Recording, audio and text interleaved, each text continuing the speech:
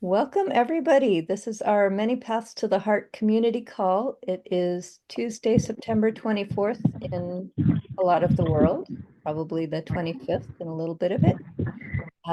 Let's see, I'm going to have everybody mute yourself unless you're actively talking, and I want to get right to this. We have a lot to cover. Johanna here, wave, Johanna, is Hello. the winner of the 2023 Barefoot trimming competition in Sweden. And I just learned about this last week, and it sounds, Johanna, just tell us a little bit about the competition because we don't usually have those things over here or anywhere. Tell us about the No. competition. I think it was hello guys. Hello everyone. It's really nice to meet you. This is the first time that I'm doing this in English. So you can smile at me and let me know if you don't understand me, because I'm a little bit nervous actually, but we're gonna have fun. It was the first time in Sweden to have this competition, and I think it was the first competition ever actually. And I'm gonna admit that I'm not a competing person, so it was not the first thought of my mind to go and actually do it. But I have a lot of people around me that said, you have to be there, you have to try, you have to believe in yourself and things like that. And I actually believe really strong in the horses. And that makes me try thought about it to try it. And the day was coming, and I was forced by my husband to go because I'm turning around in the door like this. And I have a lovely time.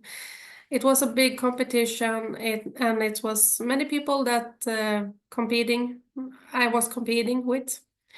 And we have questions asked about hooves and horses and things like that, and we have to read everything down and speak for the public and things like that. And then we have to balance and trim hooves on dead legs. And the judges they have a really good poker face and don't let anyone know nothing about what they were thinking about. And they ask everyone questions, and you have to tell everyone how you're thinking and things like that. And I was very surprised at that day because we were three people that get through to the next day with the finale. And then we have to work with real horse, and they have taken photographs, radiographic, on the hooves before the trim, and a veterinarian was seeing the horse, and they asked the owner many questions, and they have a whole team. It was a guy from USA that was lecturing, and was one of the people that judged this too, and a farrier from Norway, as Axel Wibe. I love him. I think he's one of the best. And so it was I think they took the 4 hours to see the horse and things like that.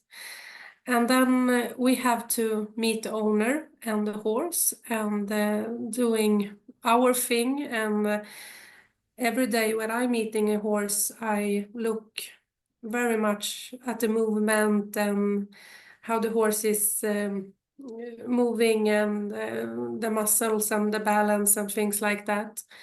And often I can point out where the horse has problem in the body, because you can read that from the hoof, and the hoof can also get problems that's go directly to the body and things like that. And the owner was very pleased at me and at that stage.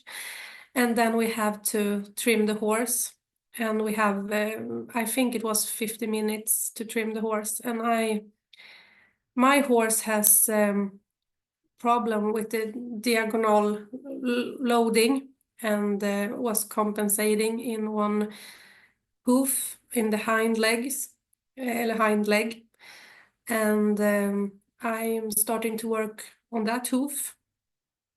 That's the way I think is correct, because you have to work with the horse, the whole horse of the body, to get the compensation to let go on that time, and trimming the horse and let the horse move. And actually it's very important to go to that hind leg or the front leg that has that compensation, because that hoof is messing up the balance for the horse. So if you have a horse that not want to stand still and are troublemaking, I hate when people say that about horses, because they're trying to communicate with us. And if you can see what type of hooves that has the problem, you can help the horse to success with the trim. And the people around was thinking that I'm a little bit crazy when I was doing things like that, but it's for the horse, because it's the horse comfortable and things like that.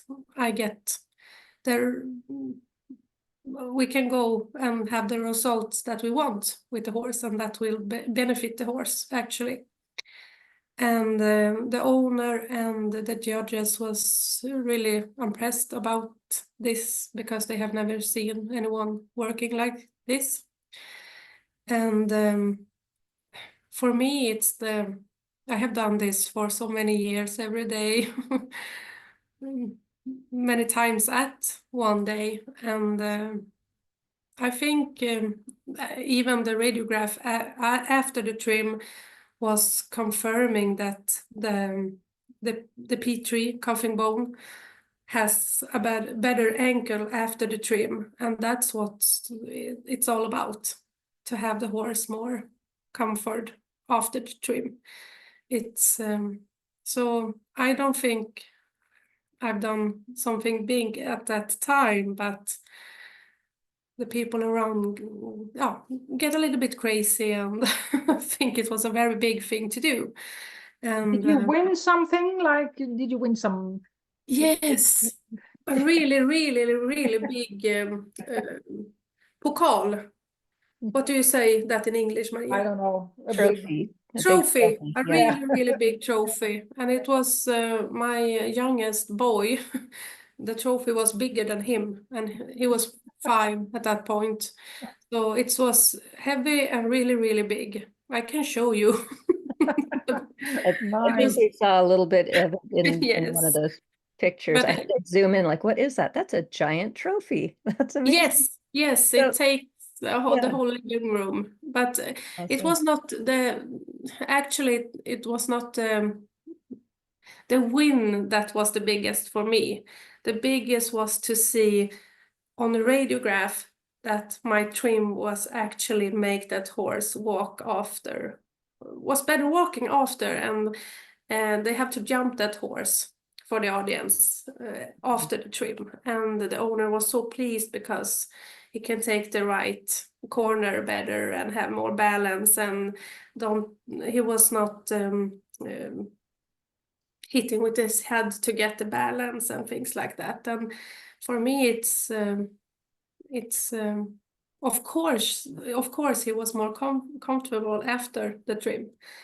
Yeah. And Yeah, I think that's one of the Johanna is my trimmer, and that's one of the she's always checking up afterwards that the horse is moving, yes, and the horse you is have to feeling do that. comfortable afterwards, and even especially during the trimming. You prepared a PowerPoint, didn't you? Yes. Yes. Okay. I don't know, should I share it with you guys, or I think I can do that, Okay. but I don't Well, know if I give- need some. Yep, give it a try. You should be able to do Yes, that. And if not, I have it for backup. 'Cause we're yes, talking that's about lovely.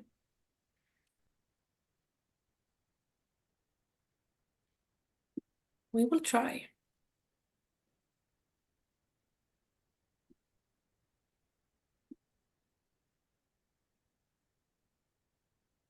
Can you see it now? Nope. yet. No. Let me make sure all my, Yes, I think you have to let me to have access. yeah, it says you should have access. Oh, I'm flipping about the sides now. Can you see it now? Not yet, but let me see if I need to unpin you. Whatever that means.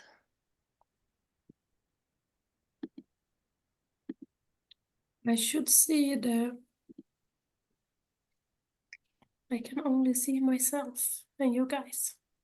Okay, now I see all of us. All right, no worries, I got it. So here we go, share. And Perfect. okay. I can tell you when you have to flip side. Yep, tell me when. Yes. This is me with a horse that has had laminitis for many, many years. And I love this picture because she is struggling with the trim, of course. And she's always is loose when we trim her because she needs to walk away from me and take a break. And I think it's lovely to trim horses when they are free. They need a break, and we can need a break. It's I think it's actually kind of natural that they need to step away sometimes. And That right there is just huge. You know, it's such a core premise of what we're gathering here together under the name of Many Paths to the Heart, really giving the horses autonomy and recognizing that we get better relationships, we get better results if we take it the way that might be slower, but yes, faster for building those relationships. So I love that you as a professional trimmer have that as a core value of how you work with these horses. yes, and I do this every day for it's my whole day work, and I have worked with it for as my only work for some years, and I have been working in the closet for many years before that. I say I work in the closet because in Sweden you have to get really they have not been so nice when you actually say loud that you are trimming hoofs barefoot. So I started my journey with iron shoes, of course, and learning really quickly that if you want to rehabilitate the horse and also get results in the body, you have to, well, you don't have to, but you get faster, you get to the point quicker with barefoot because the hoof is changing in the environment, and when the hoof is compensation for the body, if you have a trouble in the body, you can see it quicker when the hoofs are barefoot. So I really like to work barefoot because I feel that I can help more horses when they are barefoot, actually. And I I have didn't know that. So do you do any shoeing anymore, or is it all barefoot now? no, actually no. Right now, I am a studier in Norway right now, and I have want to have all paper done correctly. because I'm pretty much in the earlier state to shoe horses with the same benefits like barefoot. And then I have to go outside Sweden to learn that. So I am a student right now to learn a different way to shoe horses, because you can shoe horses with the same, almost the same results like barefoot. And I think that is really, I think it's, I'm curious about it, because when you are people like me, you really want to know everything you can know about hooves and how you can help the horse. But it won't be a challenge, because I really like to, if I should put no, not Sorry, composite there we go. shoes. Okay. No. I'm talking about traditional iron shoe, but I want to have a shoe that have the barrier, so I can have the same weight barrier with that you have today with the barefoot hoof. That's actually the whole purpose about it. But I have to practice some more about it. Actually. There are some pretty straight regulations in Sweden of what you can do with other people's horses' Yes. hooves. And if you're not, vad heter det då? Tillstånd. Permission. Yes, permission by the authorities. You can't work with an abscess, anything where the horse can bleed. You're not allowed to do it if you don't have this permission. So it's quite and actually a lot of barefoot trimmers are just as good as farriers, but they need to have the whole paper work done, and they need to have the permission to be able to do all the work with the horses. Yes. And when you have to do this, take every step, I want to be with someone that have really much in Sweden, the teacher, it's not any written law that says that the teachers has to be a farrier. And that's, I see, it's a big problem, because when you are learning to be a farrier with the iron shoe, you have to have a teacher that is a farrier and have many years of experience. So that's the why I'm going to Norway, because I'm working with Dan Guerra there, and he is from the USA and have a lot of experience. I think he's from Michigan, Milwaukee, but have studied in Michigan and things like that. So he's the right guy to go to if you want to learn to shoe. And he is a barefoot trimmer and have trimmed barefoot hooves for many, many years. So I think he's the right guy, because he have one foot in the boat world, and I think that's really, really nice. You are not closing the doors for shoes, and you're not closing it for barefoot, because in Sweden you have to choose: are you barefoot or are you the shoe farrier? And that's a little bit complicated, actually. I think you can switch now, and you can switch two pictures actually, because I think this is actually really important. The hooves is a really complex marvel, and I have chose to have it in text for you guys, because my nerves and talk English and things like that. And you can take picture of it and save it and things like that. That's okay, absolutely. But the hooves are changing with the environment and things like food and friends and how you handle them, I think. Because when you handle them in a strong, hard way, you can see it in the hooves because you get angles and things like that that matches you and your body. And the horses that I work with that have the nicest hooves and bodies and things like that, it is the horse that's have the choose to be free and choose to be horses. My horses at home, they are free, and many people ask me, well, no, what do you have them for? I have them because they are horses and I like to be with them, but only if they want to be with me. And I have to earn that trust. And I cannot force them to do anything because they don't want to be with me if I force myself to them or things like that.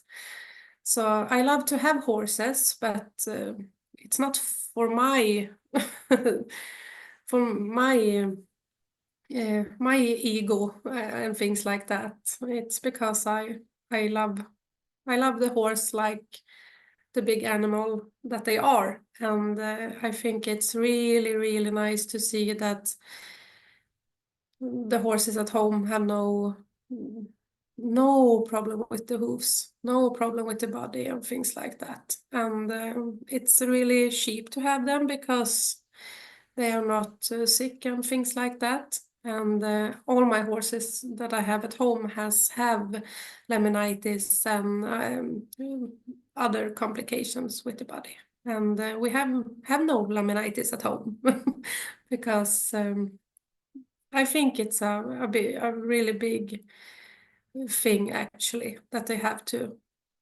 choose, and I can see it in their hooves. And So do you notice a big difference in the hooves between ridden and non-ridden horses? of course, Yeah. of course, What and sort of differences do you notice? yes, the biggest thing is that you don't have the mechanical stress from the I dropped a word. You have the hoof capsule. You have oh, I should know this word. Tubules? Yes, thank you. Yes, you don't have a mechanical stress in the tubules, and that's it's a really big difference actually. And horses that are more free, I use that word, and I hope you know what I mean about it. But free to have shoes and things like that. That not shoes. They have to choice. So free to A choose free like will, how much yes, they want to move and how much they don't want yes, to move, so they regulate exactly. themselves. Uh-huh. They don't have that No force force in exercise. the hooves, Mm-hmm. and I can see a big difference. And actually, I think it's easier to rehabilitate a hoof that have a free horse on top of it. Absolutely, it's a big difference. And I can also see a difference because when I can work on a horse that's standing still, I have to give very much from myself also in the first, the second, the third meeting with the horse, because I'm never ask the horse to trust me, because I have to show the horse that I'm a nice person. I'm not gonna harm you. You can mobilitate and move and things like that, because often the horse only wants to put down the hoof to get the blood to circulate in the hoof, and they often do like this and go around and often move only a step, and to have a better balance and things like that. Often when you meet the horse for sometimes, they often, when they have taken some step back, one step forward to get the blood circulate better, often they lift the hoof by themselves for you. And many people ask me, but how do you get the day to go through, because you have to be, for one horse it's gonna take so much time. But it doesn't actually do that, because I'm seeing like I'm working with the horse, and and they know what I'm there for, because every time when I meet a horse, I let them breathe in breathe in, and really I say hello to them, because when they are meeting each other, they always take the faces down and smell each other and things like that. And I think that's really important, that every time when I get to the horse, they always have to smell me first. I'm not picking up a hoof or touching them or nothing like that. It's I'm saying hello at the same I do it every time exactly the same. And I think when you have a horse that are really, really afraid, and that's really common, and that's a big problem, if you are saying hello in the same way every time, the horse, I think they really start to see, oh, it's you, it's only you, and this is not gonna be a force and things like that. And I it's remember you were saying that for your first session with each horse, you yes, 2 hours for that first Yeah. time, just so there isn't a rush. And I'm guessing that if you only get one foot trimmed or no feet trimmed, that's okay too, because Of it's course. building the relationship first and building that Yes. trust first. Yes. And you were saying when you started out, you got the worst horses, the horses that nobody else would do or would only do if they were sedated. So, Yes. how does this method work with horses like that? I never want to have a horse to work with a horse that have drugs in it, because I think it's really dangerous actually, and the horse is losing the feeling of control even more when they are sedated. And in Sweden we tie the nose up and things like that. And I'm never touching a horse that have drugs in the blood system, because I have one horse that the owner was telling me that if you gonna touch the horse and pick the feet up without the drugs, he gonna kill you. And I was, yes, of course. Let him do that. but and I'm taking this really serious. I'm laughing a little bit because I'm nervous. But you have to see that horse, and he was not angry at me. He was angry at the situation, and how can I do the situation better for him? Let him smell at me, let him smell at the tools and things like that, and not forcing. Only to stand by the horse and talk to the owner for 10 minutes can make that horse more relaxed, because the owner is more relaxed, and the whole environment is more relaxed. And then you can ask the horse, can I borrow your feet? And often they let you have the feet and they smash it down. And that's good, because the horse has picked up the feet, and I have 2 seconds to read the underneath of the hoof, and that's okay. And I'm also really, I think it's important to talk to the owner and explain that your horse has difficult with this, and that's okay. We have to start from the beginning. And often horses never have hooves that are so bad that you not can train this. I have never seen that horse yet, because the horse is used to walk on that feet, and absolutely you can have a problem, but I have never seen a so big problem that the horse, I need to force myself at the horse. Absolutely not. Even not with laminitis. Absolutely not. Because And absolutely, I can work a little bit late the day after because I have to see this horse one more time. But I know if I do that, the horse often get more comfortable and it's easier to work with it. It's not much that needs to be done for the horse to be more comfortable with the work. Absolutely. I figure you have some problem with the owners too, because I mean the mindset of the owner has a great impact on the horse and on the situation. Do you Yes. have? I guess most of us can relate to that. Sometimes we get really stressed up because we know we're going to have trouble here. My horse doesn't want to lift his hooves and so on. Do you have anything to say to us? What can we do when we start to feeling, oh, I'm really scared of this situation that's coming up now? What do you want us to do?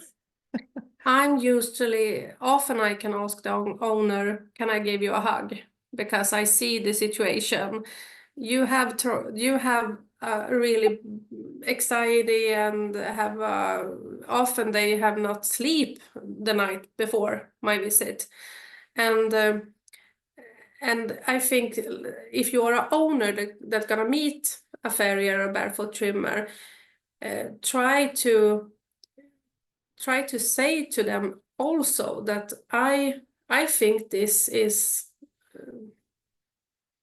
I think this situation is hard because I want to work with my horse in this way, and I see that you mostly I think it's all about the time, the hurry and the time, and that's the biggest problem because this is a work that comes with it's a really important work, and you have to give the horse and the owner a good experience. And I think it's a duty to do that because it's the whole thing about it.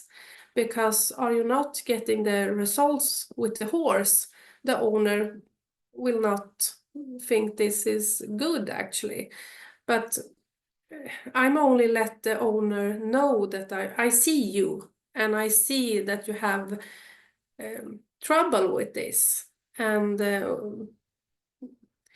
I don't know if it's I think most of them that work with horses and hooves are really afraid to do something different because it's hard to get in the cars at the first time, at the second time, at the third time, at the 15th time, and not feel that you have completed the horse. You have not trimmed all the hooves, and I get feelings at the first time that I was, oh, I'm really worthless. I suck at this because I cannot not get the horse to lift up the feet. And I don't want to force the horse, but how do I do it in both way? So I think it's mostly about me as a person too, actually. And I know it's a lot of people that thinks the same, but you have to try it. And when you have tried it, you will never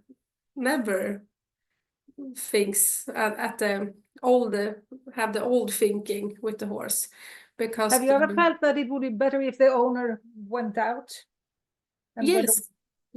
Yes, and yes, in Sweden actually right now it's very the owners that want to have this gets even they become more and more, and they are telling the farriers that you have to be nice at my horse.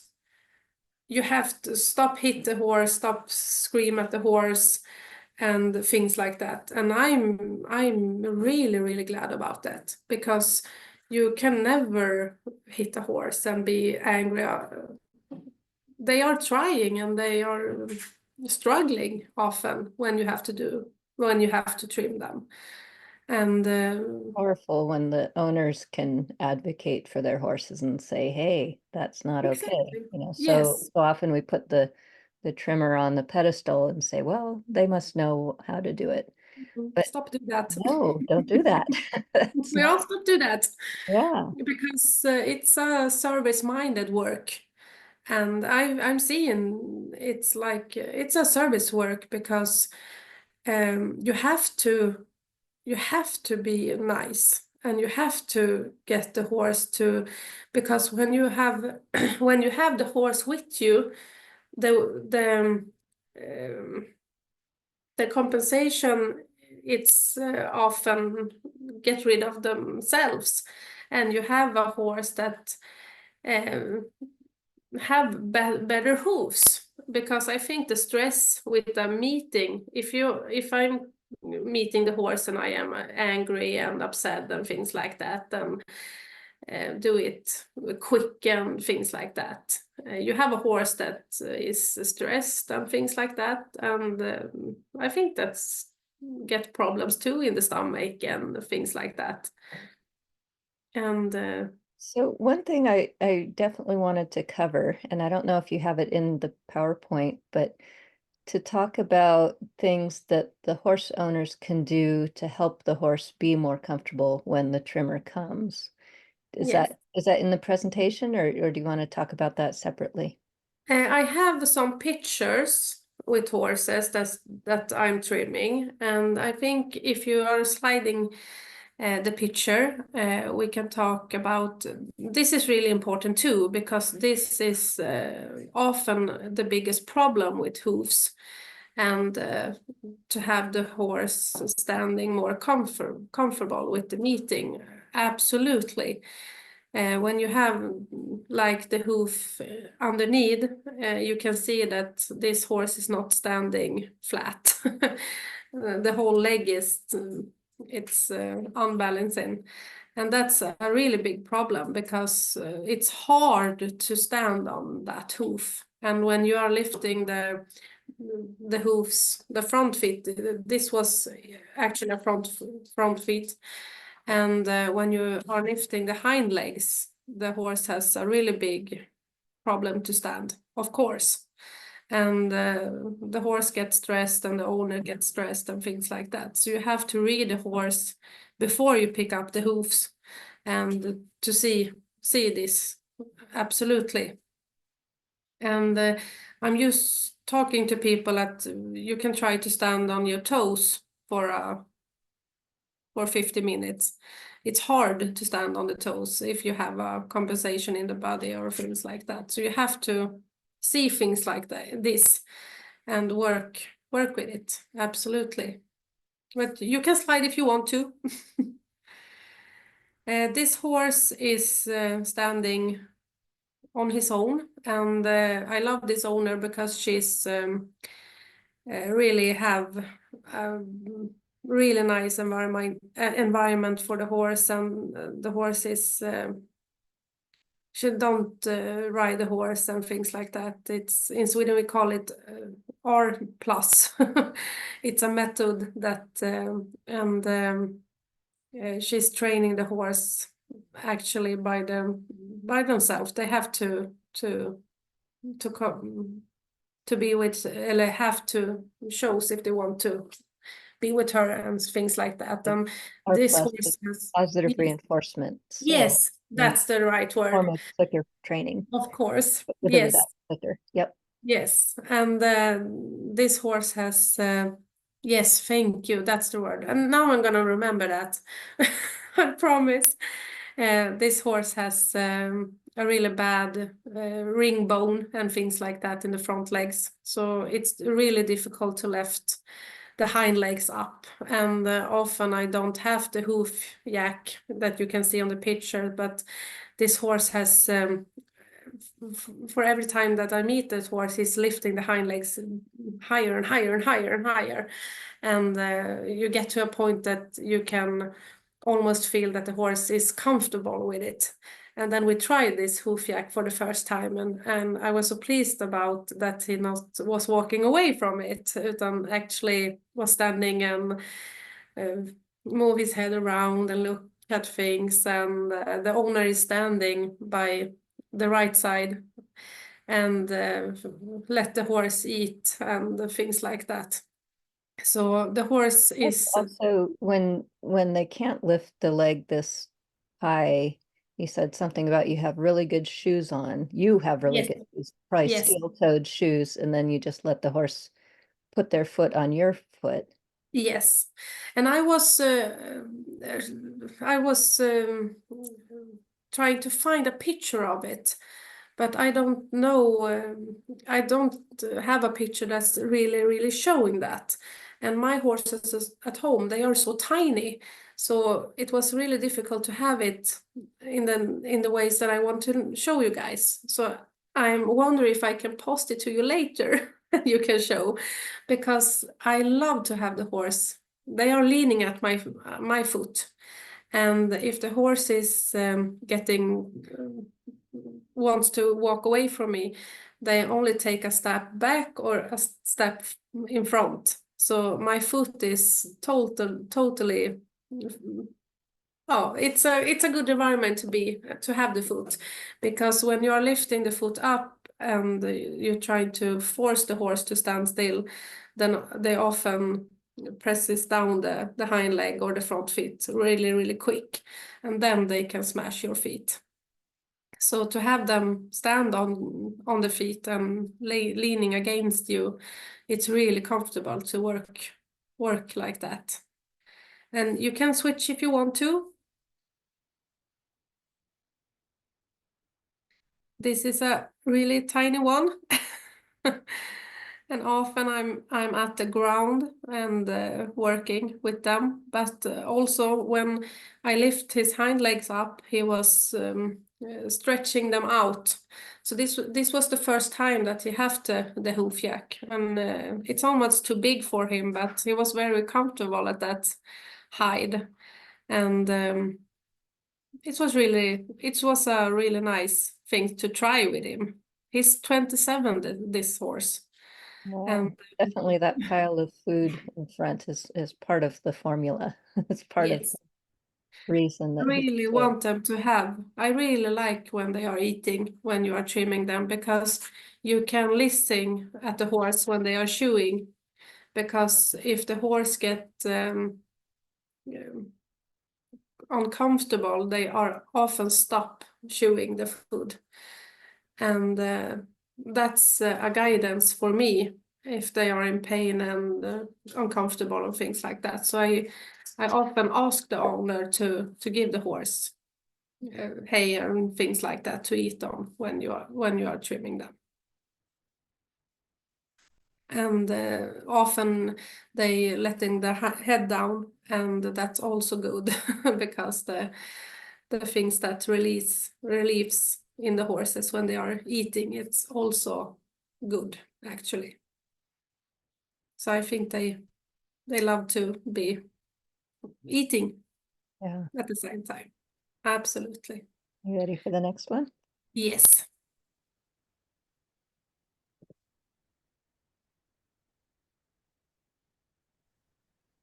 Is there anything else you think that we as owners can do to prepare the horse for being more comfortable when trimming? Yes. Don't. I'm telling everyone to stop to clean up the horse for the meeting, because many owners is standing in an hour before the visit and try to get mud away and things like that. And that's also stress for the owner, because you can have a horse that's afraid of water, for example. And so I'm really telling everyone that please, can we take your horse when I come, because they get stressed to only stand and wait for me as well. And it's a really nice thing to see the horse walk before the trim, but for you can analyze that walk as well and have that as a guiding when you are trimming the horse. So no preparing before the visit, please. Well, other than there were a few, not that day, but in general, we were talking about having the horse able to shift his weight Yes. comfortably. Tell us more about that. Yes. You can analyze your horse and look for what front and hind leg is the horse choose to stand in. You can have the diagonal as well. You can have a horse that have the right front leg and the left hind leg to have the weight on.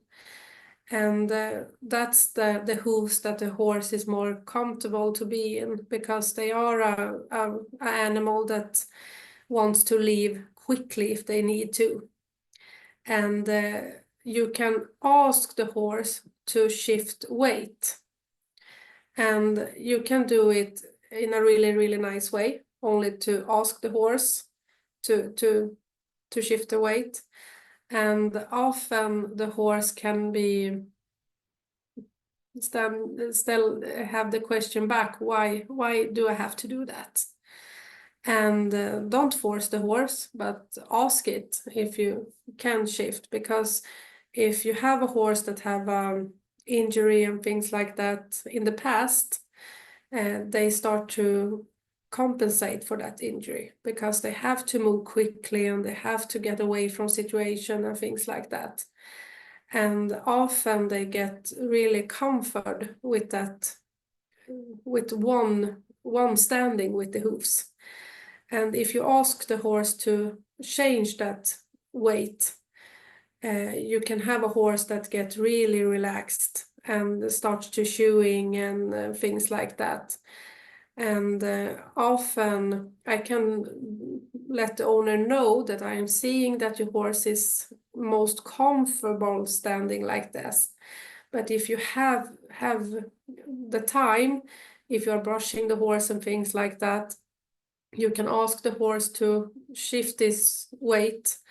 And actually, when I come back, I'm often telling them to ask the horse for 3 times when you are brushing them. And even if you are hanging out with your horse, I can see a difference when I come back for the next trim, that the horse is standing more with both front legs and the hind legs, and you have a really big difference actually in the weight. So when you say you're not forcing them, I'm guessing that means you're not pushing them, you're not pulling on the No. halter, you're maybe No. leading them with food. Yes. To I can get ask them them to with shift. food. Mhm. Yes. And at home in the environment, I have like the ground is not flat, so I can have the food actually spreading it out, and I can see at the horse that oh, if I'm laying the food right there, I can possibly have the the left front feet first and things like that. And it's a little bit tricky for the horse to understand this, because you are playing with the balance point in the horse. And often you can also have buy a horse that are compensating for something that's years behind, and you don't know that the horse is compensating for something. And you can play with the horse in that too, but never push the horse and things like that, because then you have a horse that are strengthening up, and you not get the results by doing that. So are there other things that you like the owners to work on between visits? Often I can let them know that if you have you can take wherever you have at home, if it's a pole to the fence or things like that, and many have hinder. Vad säger man det, Maria?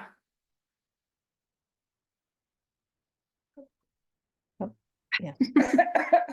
Fences for jumping. Yes, Yes. thank you. Poles. Yes.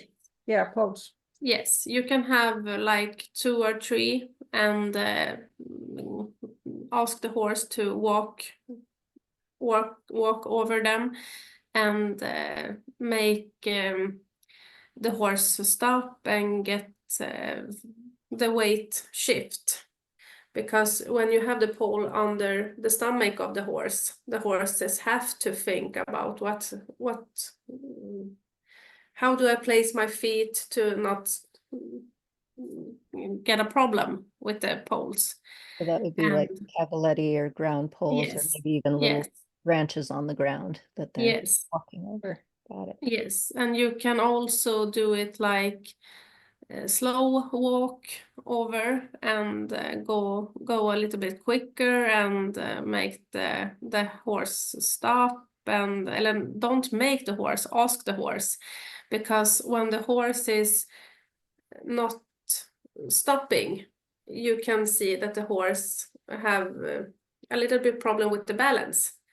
And when the horse is walking over the poles, when you have stopped with your body, that's telling a lot actually. And only play with the horse.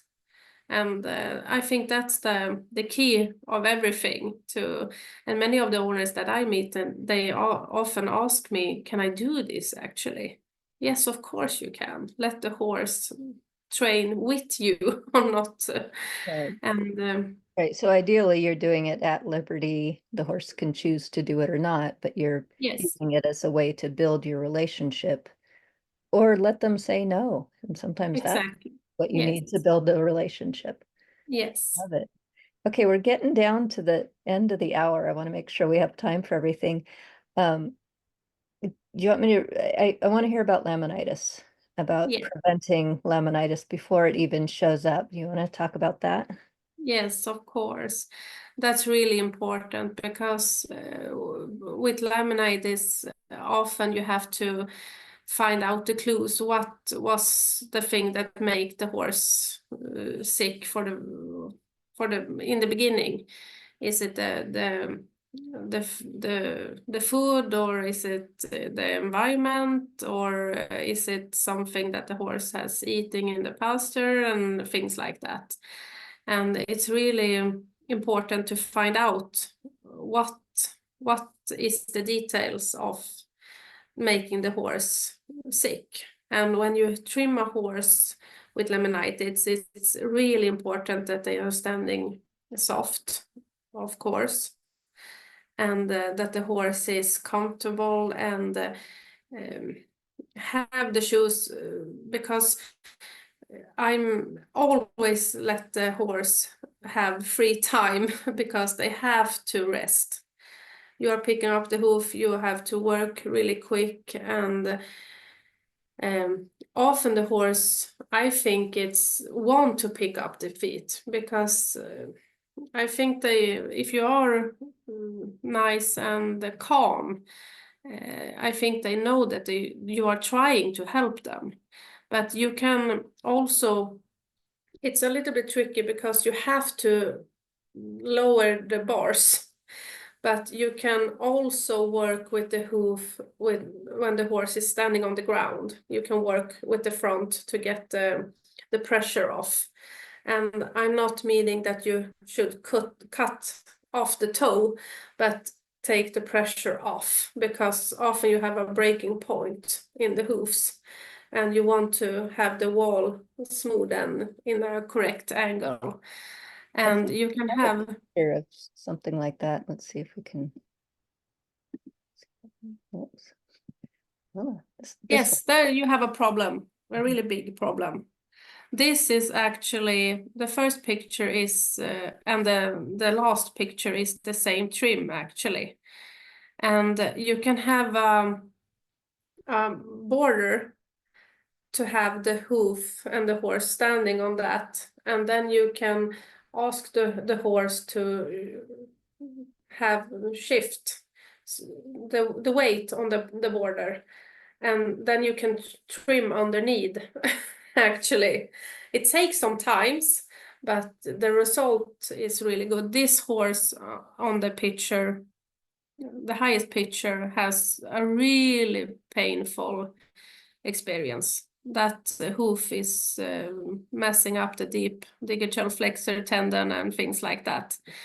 And it's really painful to have that ankle that he has on the front feet. And on this hoof, it's really important to work with the front underneath the hoof to get the bars shift and move backwards. So you don't trim the bars of this hoof. It's only in the front underneath to get the angle right. And this horse has, you can see on the middle picture, the horse has, yes, this horse has mechanical stress in the hoof, and that's one of the things that is the key to get laminitis, of course. And earlier details about laminitis, I think it's when you are feeling that your horse is moving different. When you have the feeling that the horse is moved different, then you have to notice that something is going on.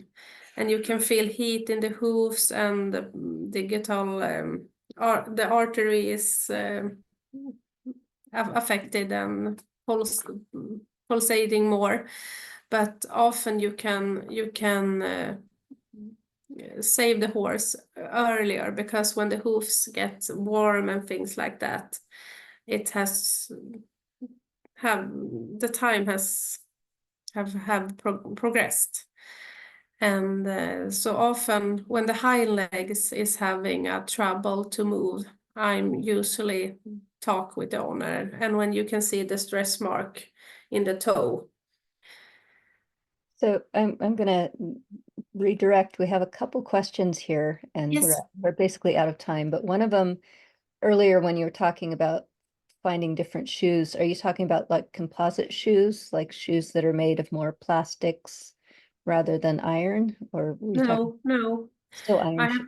Yes, I have tried the plastic shoes and worked with them for some years, and I think the horse can get a little bit trouble in the movement when they have them on, because it's a little bit trouble. This shoe I really like glue shoe, but you have to have the ankle right for that shoe to benefit the horse, of course, actually. Okay, and then the other question is, which of the most known hoof trimming theories does yours comply with? So like who do you follow? Is there somebody who you think is really great, or somebody who you don't? I have educated myself with the methods that we have in Sweden, and I'm also have a lot of teaching outside Sweden, because you have to go bigger and worldwide to learn more. And actually, I feel you have to meet every horse and hooves individual, and read and learn every method you can find. I'm not a fan of stressor, because I think that's horrific. It's a really big trouble to trim hooves like that. I'm educated in the wild hoof method, and Cosé, Lapierre, and F-balance, and it's many more. But I think you have to learn, because you're not full learned when you are working with hooves and horses. You have to learn and see, and the best teacher that you can have is the horse. It really is the horse, and meet every hoof in individual is the best answer to that, because you can have a horse that's compensating and have 4 different hoofs, and you cannot trim them exactly the same. Love that. Yeah. Okay, so just before we're off here, so if people want to follow you, you're on Instagram at Yes. whispering_horse. And one other question, how long have you been trimming hooves? I guess you started out as a rider, right? As a Yes. child? Okay. And Yes. when did you I start trimming? I have worked with hooves and learn and read and things like that for 18 years, actually. And I'm 38 right now. And so it's have been many years of hooves and horses. And I'm learning new things every day. Oh, And on Instagram, if you want to ask more questions and things like that, I have it's easier to write down in English. I'm more good at that. So don't be afraid to contact me ever, because then you can send picture of hooves and things like that. I love to get pictures on hooves. thank you. Thank you so much. This has been, we covered so much, and I'm looking at the group of the people here, and most of you I'm lucky enough to know personally. So I think this is going to go good places. And yeah, let's stay in touch. I have also, this will be posted in the Many Paths to the Heart community. We can comment on it there. And I believe Johanna's part of our community now too. So thank you all. And yeah, let us know what you think in the comments in Many Paths to the Heart. And if you have any trouble accessing it, let me know. I can help out. So thank you, Johanna. Yay! Thank you to Thank you every so one much. of you. Vi ses på torsdag. What do you say? Vi ses på torsdag. Yes, we are seeing each other on Tuesday. Ah, lucky. Perfect. Okay. All Bye, right. Take care, guys. everybody. Bye.